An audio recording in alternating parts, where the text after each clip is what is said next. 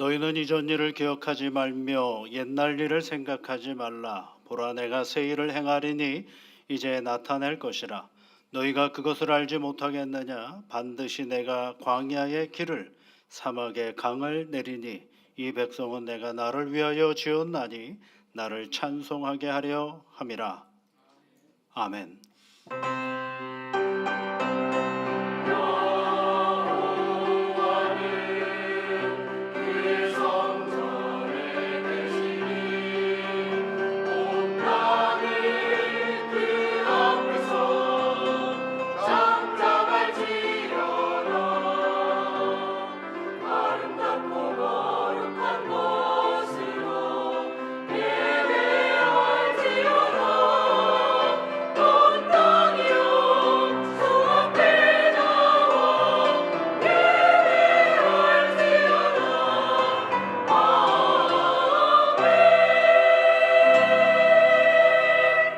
새날을 허락하여 주신 하나님 아버지, 하나님을 사랑하는 믿음의 사람들이 함께 모여 예배드리게 하심을 감사드립니다.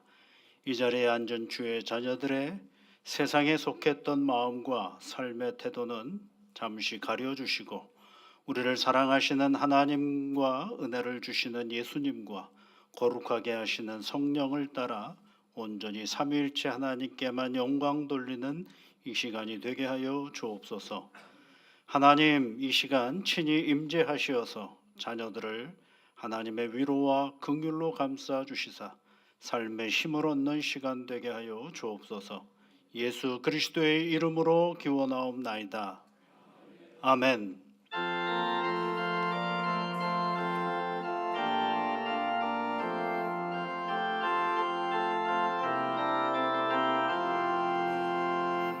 내 진정 사모하는 친구가 되시는 구주 예수님은 아름다워라.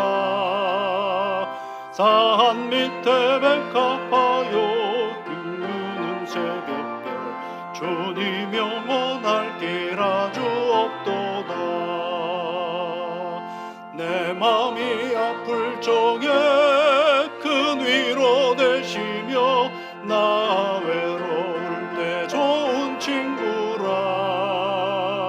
주는 저 산 밑에 백합 빛나는 새벽별 이 땅 위에 비길 것이 없도다. 내 맘의 모든 염려 이 세상 거락도 주님 항상 같이 하여 주시고 시험을 당할 때에 악마의 개교를 즉시 물리치사 날 지켜주시네. 온 세상 날 버려도 주 예수 안 버려 끝까지 나를 돌아보시니 주는 저 산 밑에 백합 빛나는 새벽별 이 땅 위에 비길 것이 없도다. 내 맘을 다하여서 주님을 따르면 길이 길이 나를 사랑하리니 물불이 두렵지 않고 창고이 높네 주는 높은 산속 내 방패시라. 내 영혼 먹이시는 그 은혜 누리고 나 친히 주를 뵙기 원하네.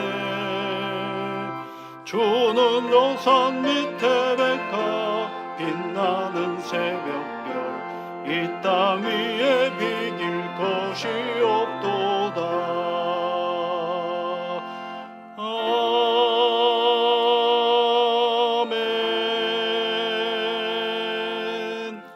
교동문은 69번입니다. 너희는 눈을 높이 들어 누가 이 모든 것을 창조하였나 보라. 그들의 모든 이름을 부르시나니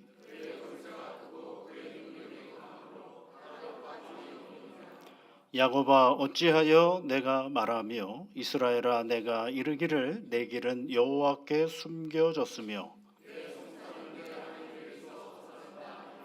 너는 알지 못하였느냐 듣지 못하였느냐 영원하신 하나님 여호와 땅 끝까지 창조하신 이는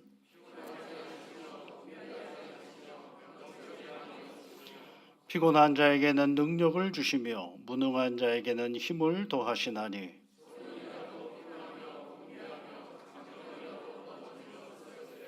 오직 여호와를 앙망하는 자는 새 힘을 얻으리니 다른 박질하여도 곤비하지 아니하겠고 걸어가도 피곤하지 아니하리로다. 아멘. 사도신경으로 우리의 신앙을 함께 고백하겠습니다. 나는 전능하신 아버지 하나님 천지의 창조주를 믿습니다. 나는 그의 유일하신 아들 우리 주 예수 그리스도를 믿습니다. 그는 성령으로 잉태되어 동정녀 마리아에게서 나시고 본디오 빌라도에게 고난을 받아 십자가에 못 박혀 죽으시고 장사된 지 사흘 만에 죽은 자 가운데서 다시 살아나셨으며 하늘에 오르시어 전능하신 아버지 하나님 우편에 앉아 계시다가 거기로부터 살아있는 자와 죽은 자를 심판하러 오십니다. 나는 성령을 믿으며 거룩한 공교회와 성도의 교제와 죄를 용서받는 것과 몸의 부활과 영생을 믿습니다. 아멘.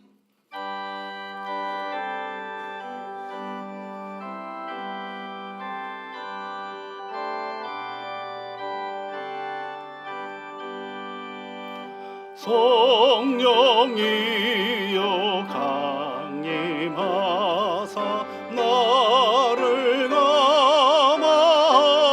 감화하시고 애통하며 회개한 마 종만하게 하소서.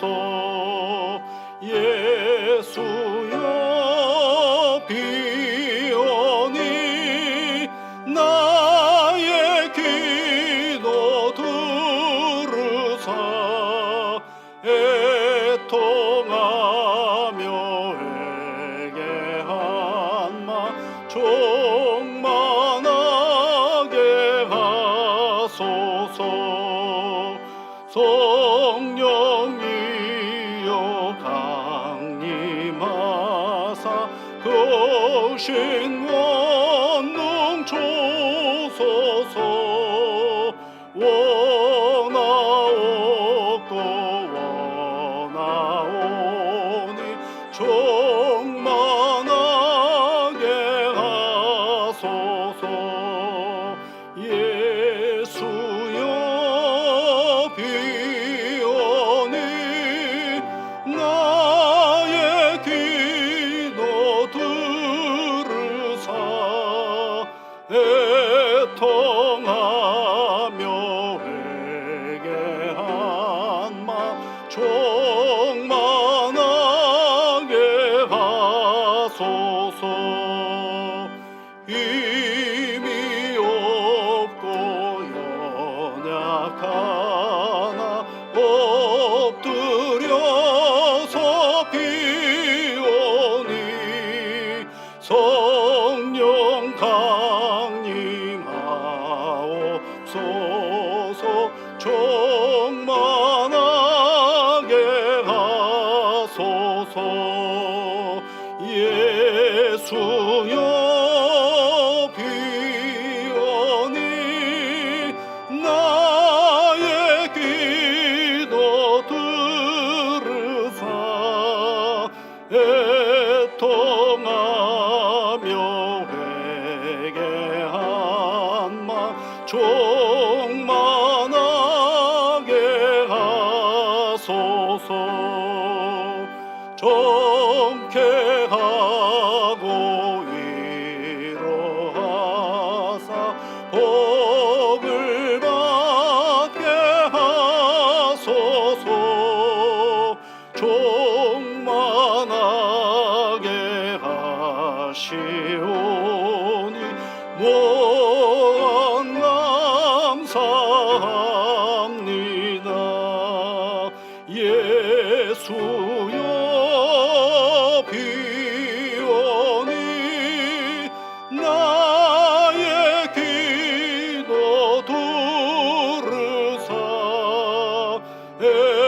애통하며 회개한 마 종만하게 하소서.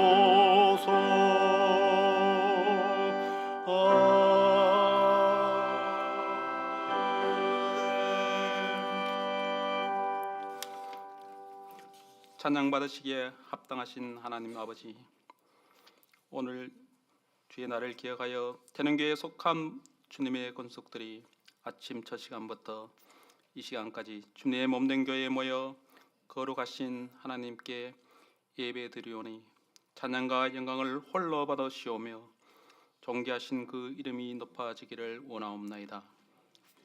이 시간 우리 마음속에 자리 잡고 있는 염려와 근심과 걱정을 제하여 주셔서 이곳에 함께하신 하나님께 영과 진리로 예배드리는 참된 예배자가 다 될 수 있도록 성령 하나님께서 임재하여 주시옵소서.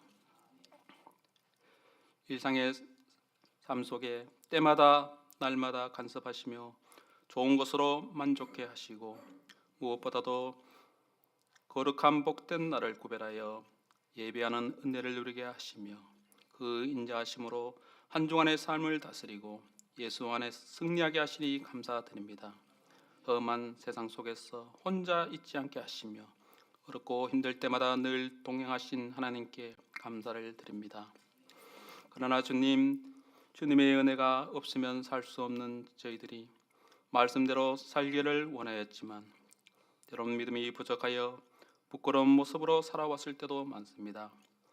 하나님의 부르심에 합당한 삶을 살아드리지 못한 연약한 저희들을 긍휼히 여기시고 믿음으로 하나님을 기쁘시게 해드리는 삶이 되도록 늘 함께하여 주시옵소서.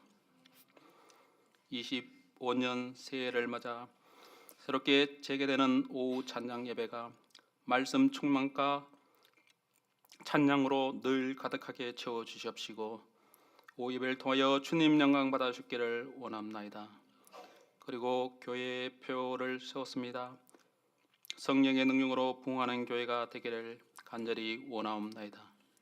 주님 주신 은혜에 힘입어 성도 간에 서로 위로하고 격려하며 경제적으로 어려운 이들에게 일용한 양식과 생업을 허락하시며 가정에 어려운 일이 있는 성도들에게 가정의 평안을 허락하여 주시고 교회가 고통당한 이웃들을 돌보는 일과 정직하게 행하는 일에 앞장서는 행함이 있는 믿음을 통하여 많은 영혼들이 주님을 알고 구원을 받으며 믿음 안에서 자랄 수 있는 능력을 다하여 주기를 원합나이다.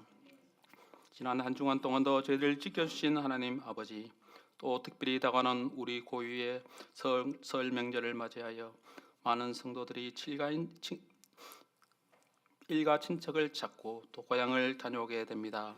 가고 오는 길 주님께서 안전하게 지켜주시고 세상 사람들과의 관계 속에서도 믿음을 잘 지키게 하시며 태릉교회에 속한 가정들이 약속하신 주의 말씀에 따라 아브라함과 이삭과 야곱에게 복을 주신 것처럼 믿음의 가정이 되게 하시고 신앙의 계보를 이어갈 수 있도록 인도하여 주시옵소서. 주님께서 맡기신 교회와 양떼를 위하여 날마다 기도하며 복된 말씀으로 양육하시는 목사님에게 성령 충만함과 능력의 손으로 붙잡아 주셔서 양육관에 더욱 강건함을 허락하시며 말씀과 기도의 능력을 다하여 주시옵소서. 이 시간 선포되어지는 말씀을 통하여 하나님을 만나며 하나님의 말씀과 능력과 건설을 온전히 경험하며 하나님을 마음껏 찬미하고 높이며 경배하는 역사가 물이 바다를 덮음과 같이 이 땅을 덮을 수 있기를 간구하옵나이다. 오늘도 예배를 위하여 수고하는 손길 위에 복의 복을 다하여 주시고 시온 찬양대의 찬양이 하나님께 영광을 드리며 듣는 저희들에게는 은혜의 찬양이 되기를 소망하며 이 모든 간구를 우리 주 예수 그리스도의 이름으로 간절히 기도드리옵나이다. 아멘.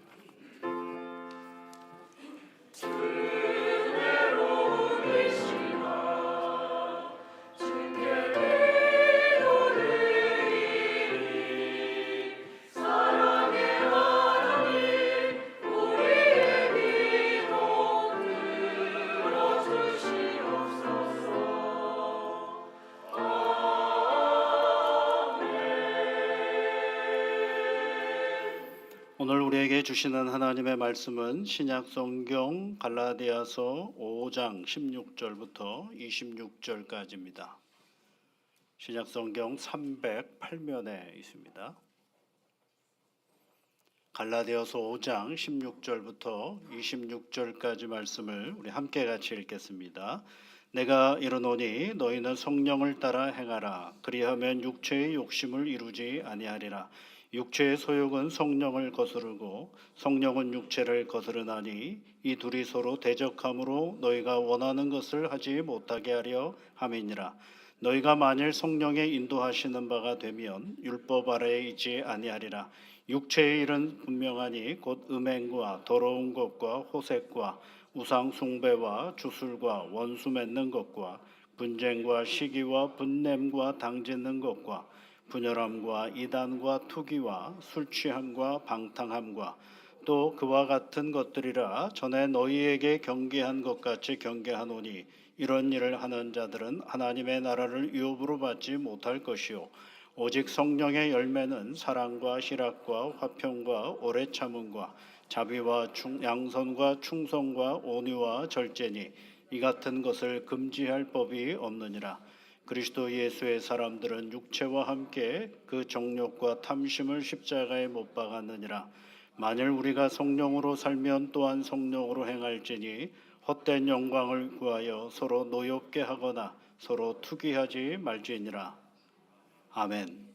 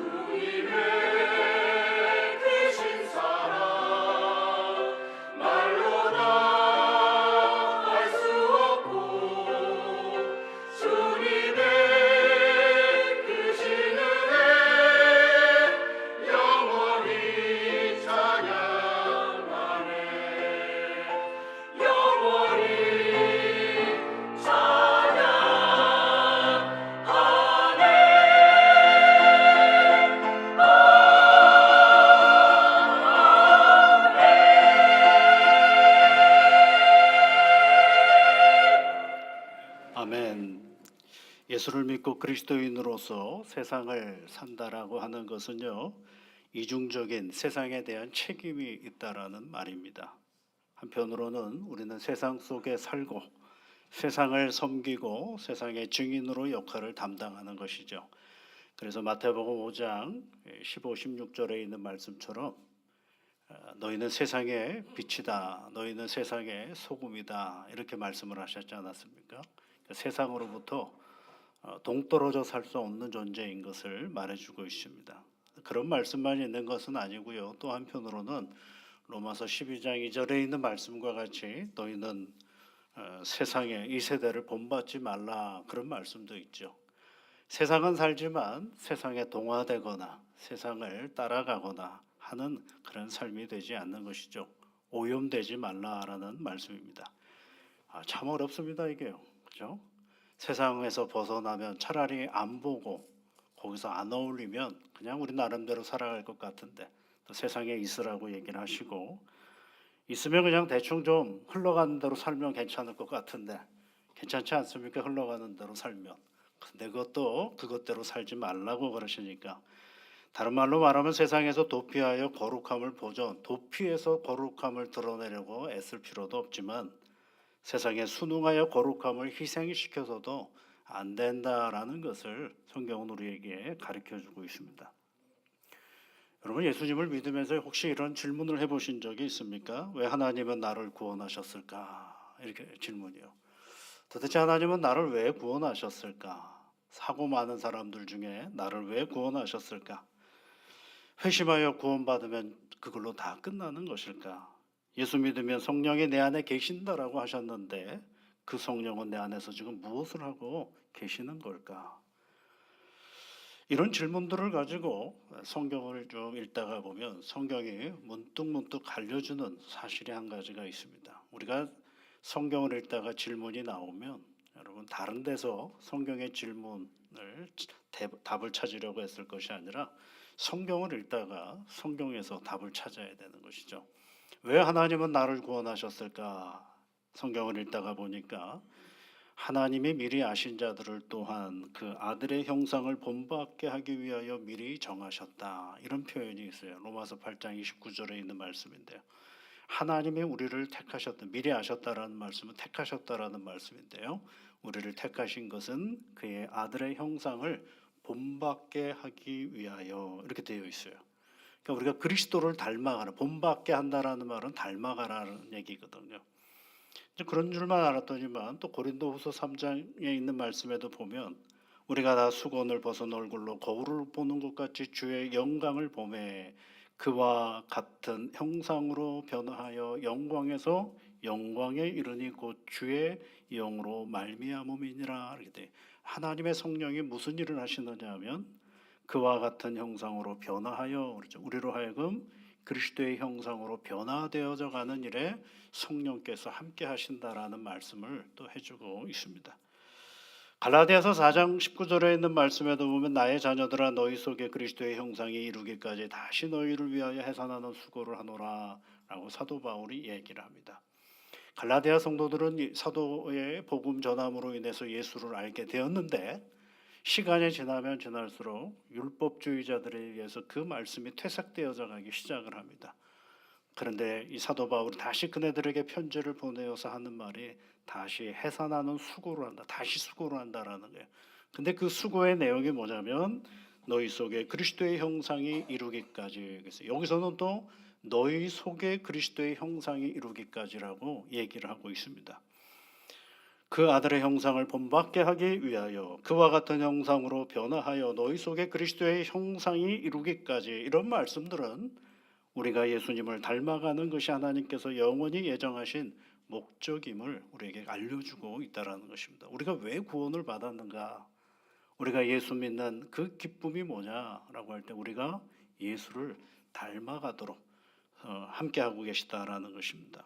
그러면 어떻게 우리가 예수를 닮아갈 수 있는가?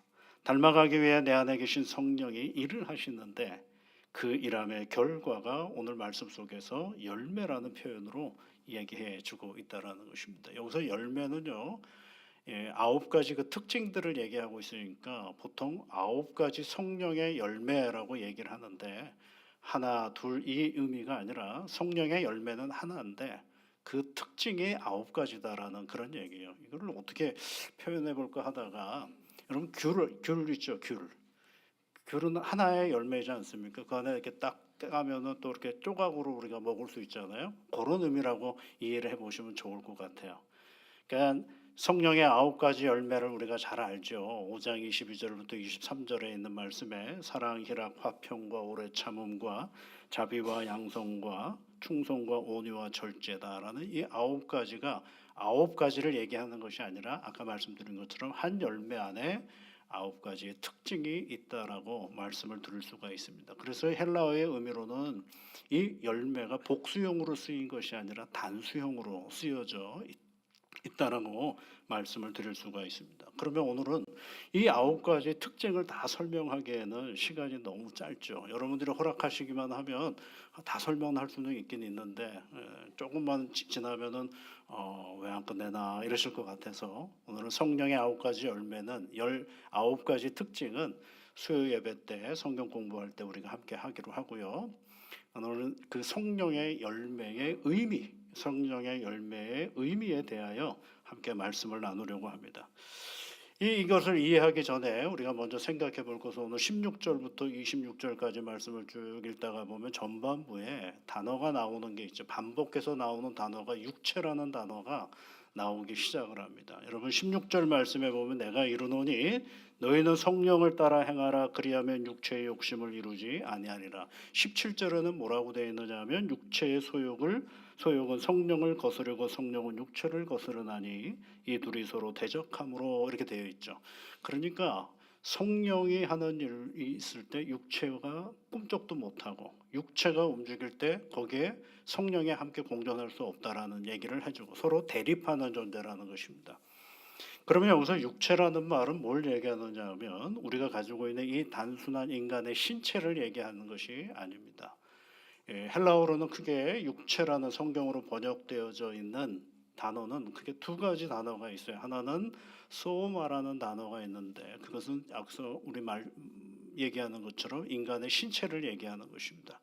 이 신체는 여러분 가치 중립적인 것입니다.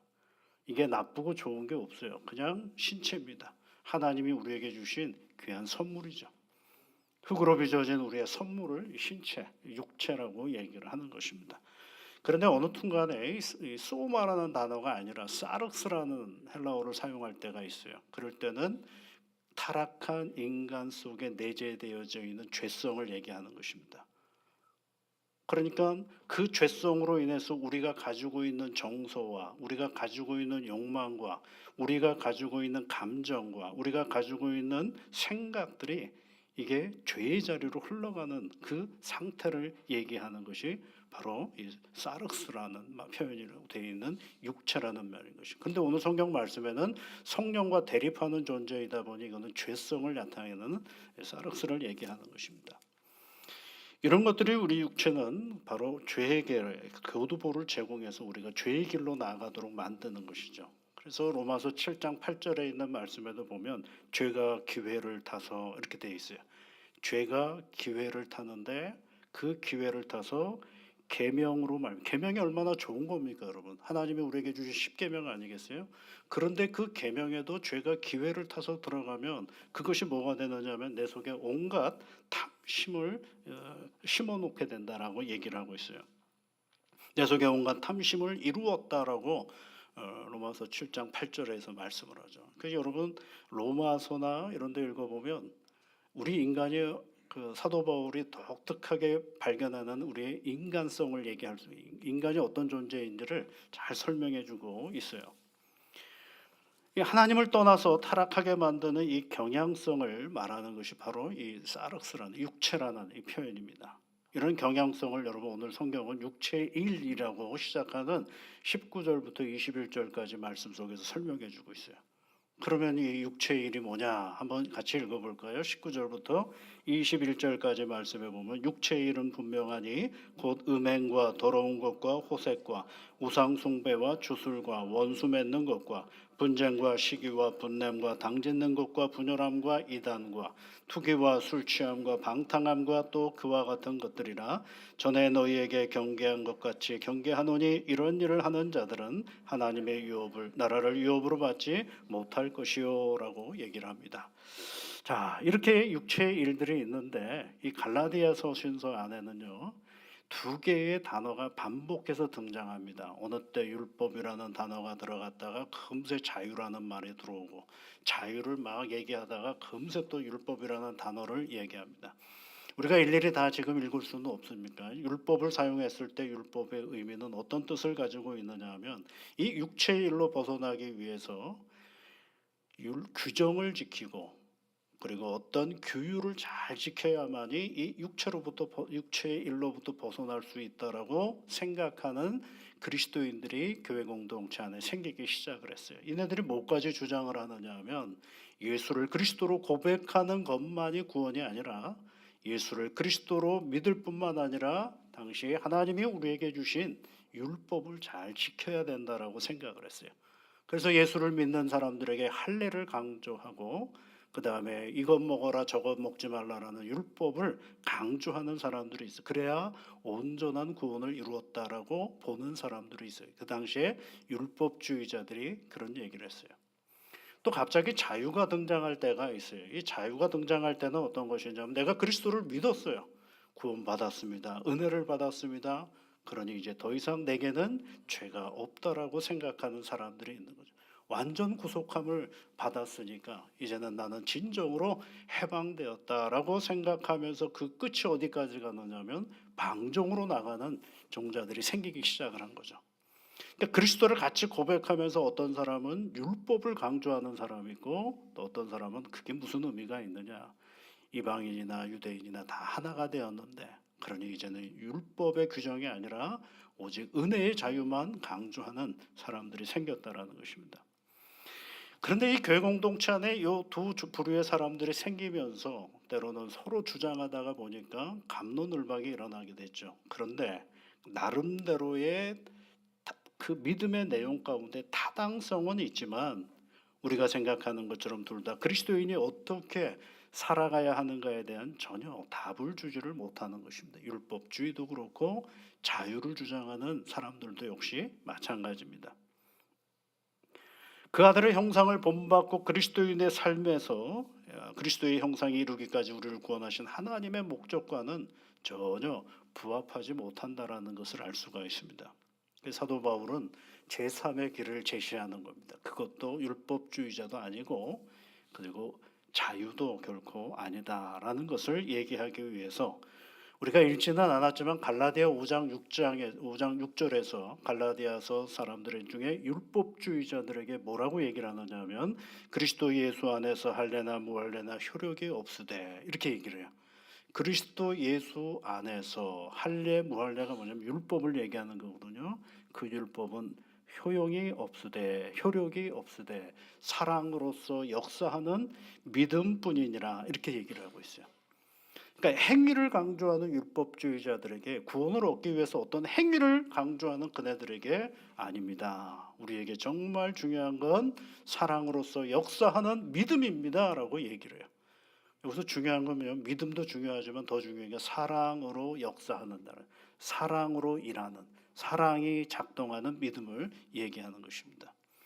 그러니까 여러분, 사랑이 있어야 율법주의자들도 어떻게 하겠어요? 감싸 안을 수가 있게 되는 거거든요.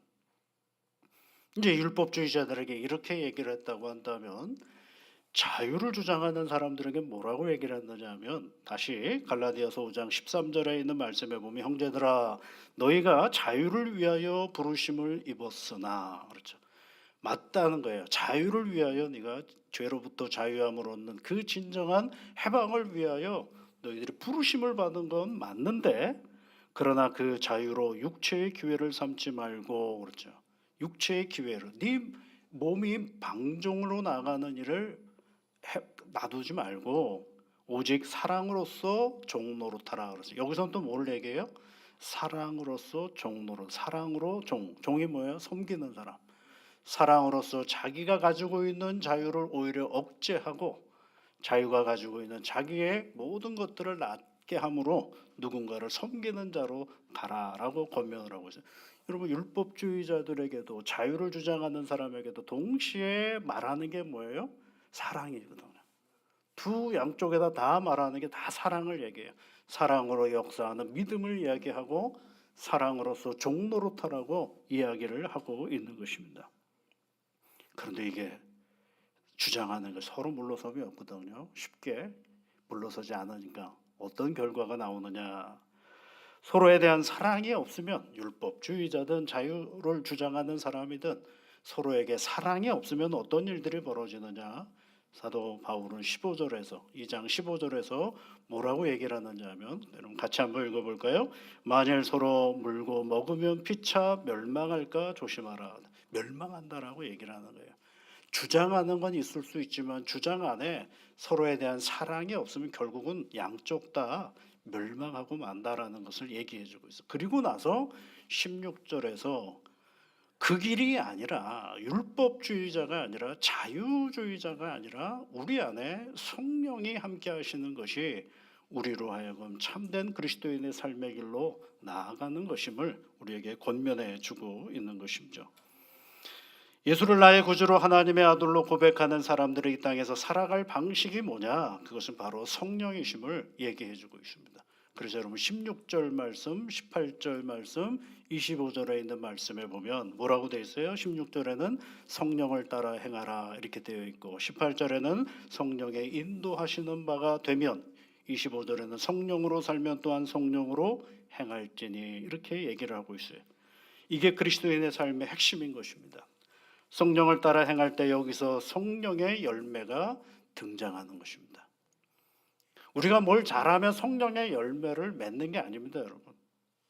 성령의 열매는 내 안에 계시는 성령께서 이미 내 안에 주신 것과 다름이 없어요. 그런데 여러분, 열매라는 단어를 한번 생각해 보십시오.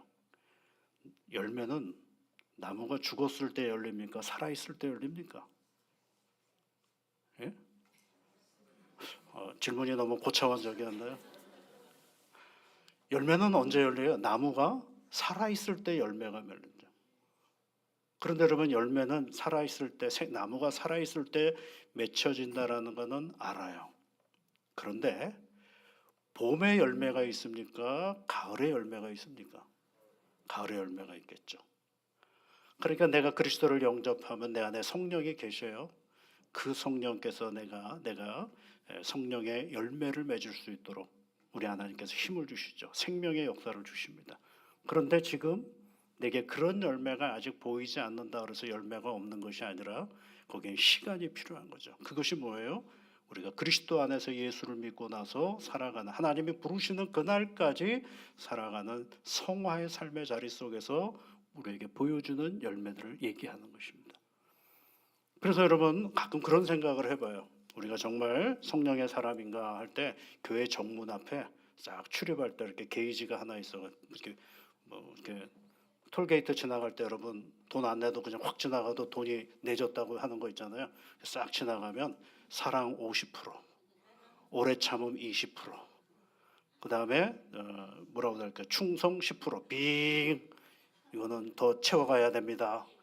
이런 식의 뭔가 게이지라도 하나 있으면 우리가 그걸 조절하기도 하고 그걸 더 높이려고 애를 쓸 것 같기도 한데 근데 그런 게 열매가 아니에요. 사실은요.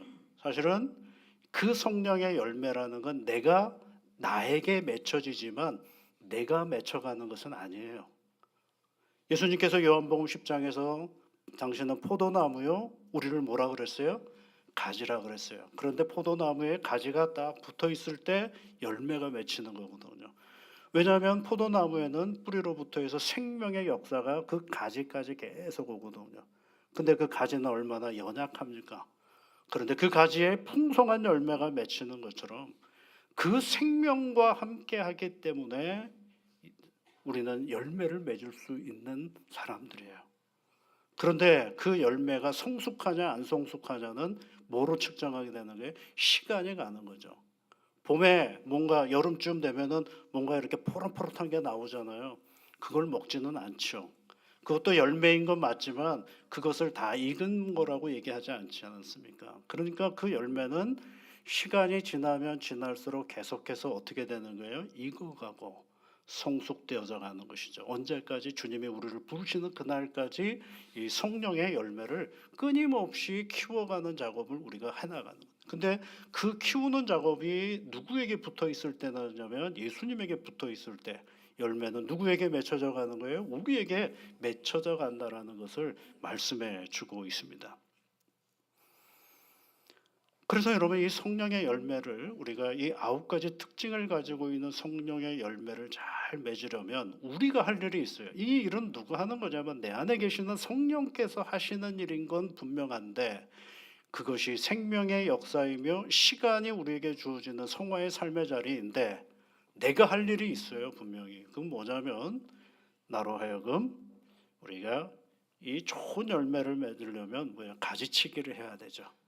그 가지치기가 예를 들면 오늘 24절에 있는 말씀이 그 가지치기의 내용이에요. 같이 읽어볼까요? 그리스도 예수의 사람들은 육체와 함께 그 정욕과 탐심을 십자가에 못 박았느니라 그러죠. 뭐예요? 여기 중요한 거 시제인데요. 맨 끝에 보면 못 박았느니라라고 돼 과거형으로 되어 있어요. 그 얘기는 뭐냐면 우리가 예수를 그리스도로 고백하는 그 순간에 내 안에 성령이 계시고 그 성령께서 우리로 하여금 우리의 이 더러운 것들이 다 십자가에 못 박힘으로 말미암아 구원의 은혜를 받았는데, 그런데 그 작업을 이미 했던 그 작업을 오늘이라는 삶의 자리 속에서 다시 해야 한다라는 것을 말해주고 계속 해야 한다라는 것을 말해주고 있는 것입니다. 그것이 육체의 일을 끊임없이 하나님의 이름으로 제거하려는 이 영적인 싸움이 우리 가운데 계속 있을 때 성령은 끊임없이 무슨 열매를 우리에게 맺어주시는 거예요? 이 9가지 특징을 가진 열매를 우리에게 맺어주신다라는 것입니다. 우리가 교회에서 가장 많이 쓰는 말, 거듭났다라는 표현들을 많이 쓰죠. 거듭났다, 거듭났다. 거듭났다라는 건 다른 것이 아닙니다. 사람의 인격에 성령이 가져다 주시는 깊은 내면의 근본적인 변화를 이야기하는 것입니다. 그래서 이 열매는 뭘 얘기하는 거냐면 그리스도인의 성품을 얘기하는 것입니다. 그러니까 우리가 예수를 믿고 온전하지는 않지만 끊임없이 성령께서 맺어가시는 그 열매의 를 우리 안에서 계속 키워가는 그 작업을 잘 할 수 있도록 우리는 해야 될 일이 뭐예요? 오늘도 영적인 싸움을 계속 해나가는 거죠. 우리의 육체의 일이라고 되어지는 이 모든 것들로부터 우리가 싸워나가는 작업을 해야 되는 것이죠. 육체의 일은 굉장히 무섭습니다, 여러분. 다윗을 예로 들어보면 다윗이요, 하나님 앞에 괜찮은 사람 아니었습니까? 그래서 하나님께서 그에게 큰 복을 주셔서 다시 다윗을 큰 한 나라의 왕이 되게 해주셨어요. 그리고 모든 사람이 그 다윗을 부러워할 때가 됐는데, 어느 날 요압 장군은 전쟁에 나갔는데 다윗이 그 궁궐 위에 저녁에 어슬렁어슬렁 거리고 있는데 건너편에서 목욕하는 한 여인을 보게 됩니다. 본 걸로 끝나는 줄 알았더니만요, 어떻게 합니까? 사람을 불러서 그 여인이 누구냐라고 물어봐요.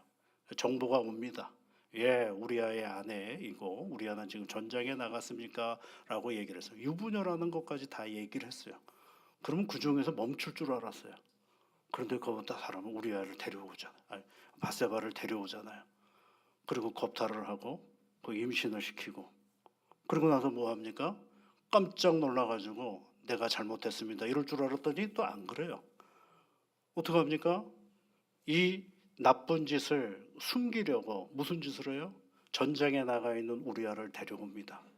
그리고 자기의 잘못을 속이려고 너 오늘 니네 부인하고 한밤 같이 자거라 라고 얘기했는데 충실한 사람은 또 안 가요. 그 마을에 그 왕궁 앞에서 잠을 자고. 그러면 여러분 어떻게, 내가 잘못했구나 이럴 거 할 것 같잖아요. 근데 안 그래요. 어떻게 합니까?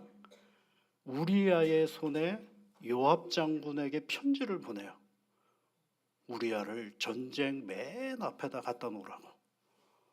자기는 죽이지는 않지만 적군의 칼에 의해서 우리아가 죽어요. 거기까지는 어느 정도 그래도 진짜 나쁜 사람이다라고 했는데 더 나쁜 게 있어요. 뭐냐면 그쪽에서 전령에 와가지고 이렇게 해서 우리아가 죽었습니다라고 얘기하니까 다윗이 뭐라 그러는지 아세요? 전쟁이랑 다 그런 거다 이렇게 얘기를 해요.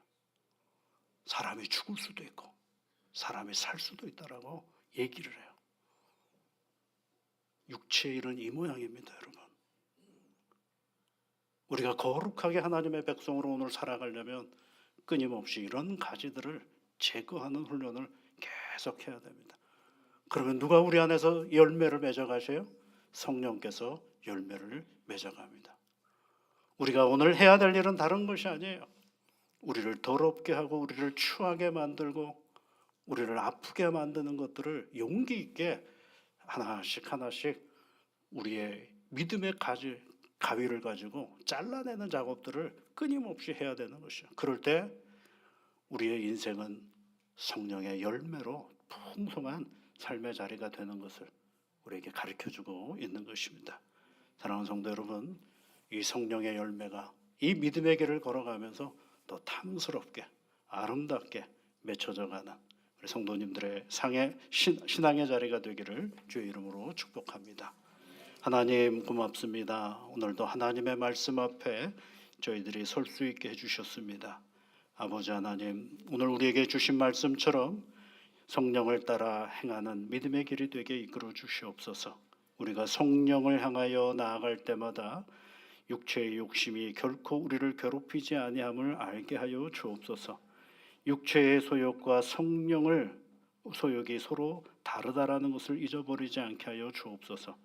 아버지 하나님, 무엇보다도 하나님을 따르는 길이 우리가 사는 길임을 잊지 않게 하여 주시고 오직 성령의 열매가 이 믿음의 자리 가운데 탐스럽게 아름답게 커가는 믿음의 길이 되도록 복을 내려 주옵소서. 예수님 이름으로 기도하옵나이다. 아멘.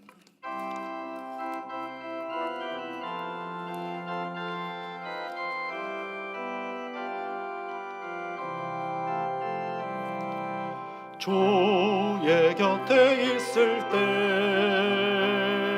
마음이 든든하오니 주여 내가 살 동안 인도하여 주소서.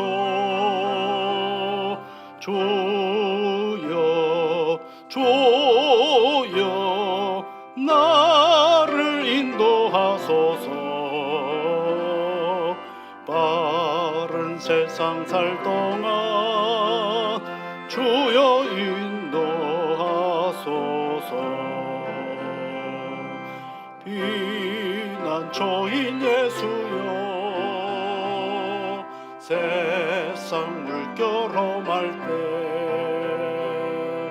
크신 은혜 베푸사 나를 숨겨주소서. 주여 나를 인도하소서. 빠른 세상 살 동안 주여 인도하소서. 세상 풍파 지난 후 영화로운 나라와 눈물 없는 곳으로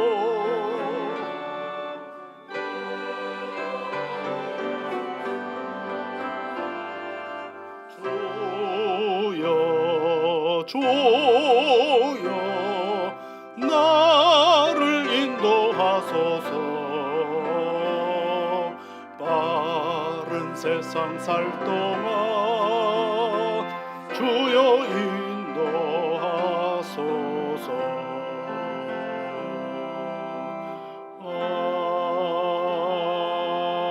아멘. 하나님 아버지, 한 주간의 생활의 은혜를 주셔서 감사를 드립니다. 이 시간 나를 돌보시고 지켜주신 은혜에 감사하여 세상에서 귀히 여기는 것으로 봉헌하게 하시니 감사를 드립니다. 더불어서 우리 자신도 하나님께 드리는 봉헌 시간이 되게 하여 주옵소서. 하나님께 드린 예물이 쓰일 때에 하나님의 영광이 드러나게 하시며 교회의 덕을 세워가는 예물이 되게 하여 주옵소서. 특히 선교 사명을 감당하고 있는 선교사님들을 돕는 일이나 우리 교회보다 더 어려운 교회를 섬기는 일에 그 쓰임으로 하나님을 기쁘시게 하는 예물이 되게 하여 주옵소서. 저마다 처해진 삶의 자리에서 하나님을 기뻐하여 드리는 성실한 주의 자녀들에게 복을 주시옵소서. 매 순간 하나님의 도우심을 보고 알아 나와 함께 하시는 하나님으로 인해 웃음이 가득한 생활이 되게 하여 주옵소서. 부득이한 시험이 우리에게 찾아올 때가 있음을 압니다. 또한 피할 길을 내어주시는 하나님을 찬양하며 용기 있게 살아가는 오늘이 되게 인도하여 주옵소서. 생활 속에서 하나님의 이름을 부르며 기도하고 간구할 때에 모든 지각에 뛰어나신 하나님의 평강이 그리스도 예수 안에 있는 주의 자녀들의 마음과 생각을 지켜 주옵소서. 존귀하신 아버지 하나님, 이 역사를 지배하시고 이끄시는 하나님 아버지, 이 나라의 오늘의 이 곤고함의 시간들이 하나님 잘 정리정돈하게 하여 주시고 아버지 하나님 무엇보다도 더욱더 든든한 대한민국이 되어줄 수 있도록 성령 하나님께서 이끌어 주시옵소서. 예수 그리스도의 이름으로 기도하옵나이다. 아멘. 하나님의 꿈이 나의 비전이 되고 예수님의 성품이 나의 인격이 되고 성령님의 권능이 나의 능력이 되길 원하고 기도합니다. 우리 옆에 계신 분들, 앞뒤에 계신 분들 함께 인사 나누시면 좋겠습니다. 주님의 사랑과 은혜가 늘 함께 하시기를 바랍니다. 네. 오늘은 우리 교단이 정한 여전도회 주일입니다. 개교회에도 여전도회가 있듯이 노회는 여전도회 연합회가 있고 또 총회 교단 안에도 전국 여전도회 연합회가 있습니다. 개교회가 못하는 선교 사업들을 우리 연합회에서 잘 감당하고 있습니다. 또 여전도회 우리 연합회에서 행하는 많은 선교 사업들을 위해서 오늘 또 헌금으로 함께 참여해 주셔서 감사를 드립니다. 오늘 찬양 예배 때에는 여전도회 우리 태능교회 여전도회가 연합해서 하나님 앞에 헌신 예배를 드리도록 하겠습니다. 다음 주일은 여러분 설 연휴가 있는 주일인데요. 그래서 교회에서는 설 명절을 맞아서 온 세대가 함께 예배를 드려보려고 합니다. 그래서 유치부로부터 우리 장년들까지 다 함께 11시 반 예배 때 한번 드리려고 준비 중에 있습니다. 그런데 또 일부 때는 또 부득이한 사정 때문에 11시 반 예배에 참여하실 수 없는 분들을 위해서는 일부 예배는 계속 드리고요. 9시 반 예배는 이날 그리고 주일 찬양 예배는 드리지 않고 11시 반 예배에 여러분 함께 모두가 참여하실 수 있도록 여러분 협조해 주시면 좋겠습니다. 그리고 잘 못 나왔던 우리 가족들도 이날 함께 와서 함께 설 명절을 맞이하여 함께 예배드리는 그런 시간이 되셨으면 좋겠습니다. 모임 광고 말씀을 드리면 당회가 오늘 찬양 예배 후에 있겠고요. 또 남녀 선교회 모임들은 다 이제 진행을 했고요. 그리고 예배 3부 예배 후에 소예배실에서 피택자 모임을 오리엔테이션 하는 시간을 갖도록 하겠습니다. 설 예배 가정 예식서가 준비되어 있으니까 필요하신 분들은 가져가시면 되겠습니다. 또 오늘 예배 끝나고 나가실 때 우리가 매번 명절이 되면 우리가 교회에서 자그마한 성도님들을 위하여 선물을 준비하고 있는데 오늘 그 준비가 되었습니다. 그래서 늘 교회를 위해서 애써 주시고 또 도와주시고 함께 예배드려 주시고 시켜주신 여러분들에게 진심으로 감사하는 마음으로 교회가 준비한 것입니다. 하나씩 가정별로 가져가시면 좋겠습니다. 저는 이번 주 내일부터 23일 목요일까지 서울 봉도에 임원 수련회가 있어서 거기에 참석하도록 그렇게 하겠습니다. 우리 다 같이 자리에서 일어나셔서요. 494장 찬송 같이 하시겠습니다.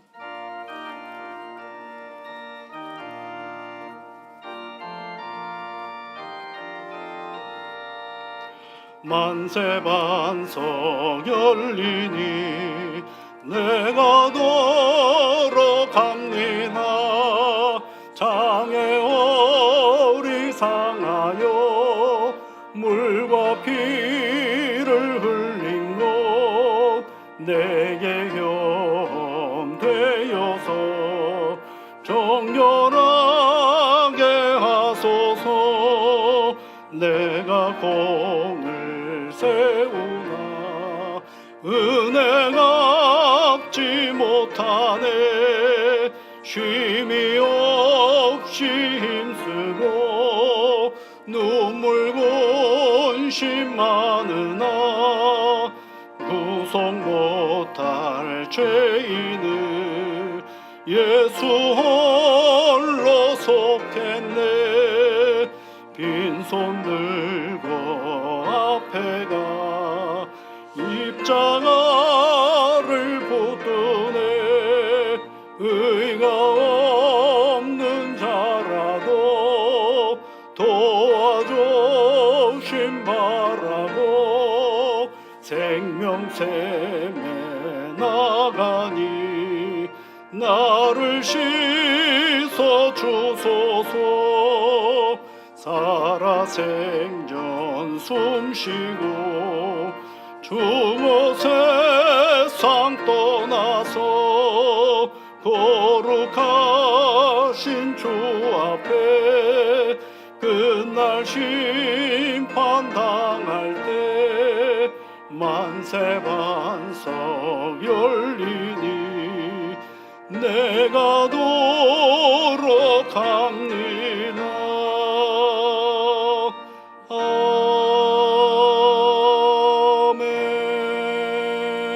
아멘.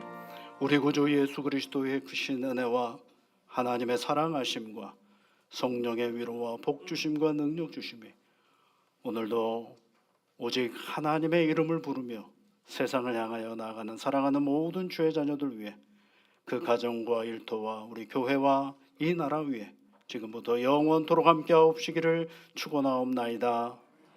아멘.